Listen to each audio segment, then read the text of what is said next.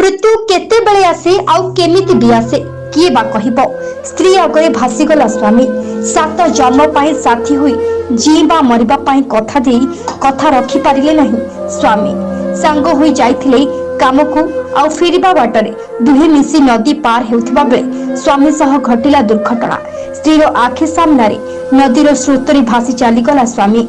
स्थानीय लोक स्त्रीर पाटी शुणी आसी उद्धार कला बेले को स्वामी मृत। एभली एक अभावनीय घटना घटी जगतसिंहपुर जिला नाउगां ब्लॉक डेरिकी बजार निकटरे थिबा गोबरी नदी रे। स्वामी पूरण गौड़ और स्त्री हारामणी गौड़ दुहे आज मूल लागिबाको पाख कोरुए ग्राम को जाई काम सारी मध्याह्न घर को फेरुथिले। बजार पटे नसी घर रास्ता पाख पड़िब भाबी दुहे सांग होई गोबरी नदी रे पसी आसुथिबा बेले एक खाल रे पड़ीगले स्वामी पूरण।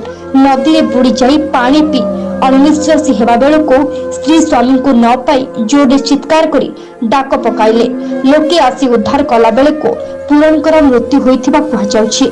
सबुठारु बड़ कथा हेउछि पूरण को प्रथमे स्थानीय डेरिकी स्वास्थ्य केंद्र को अना जाइथिबा बेले सेठारे थिबा डाक्टर तंको मेडिकल ले पुराई देबाकू मना करि दैथिले और सेठारे मेडिकल परिसर रे स्वामीर मृतदेह को रखी स्त्री हारामणी प्राय 1.5 घंटा कांदी कांदी चित्कार करुथिबा बेले डाक्टर को हृदय तरल थिबा और परे पूरण को नाउगा मेडिकल अना जाइथिबा बेले सेठारे डाक्टर तंको मृत बोली घोषणा करथिले।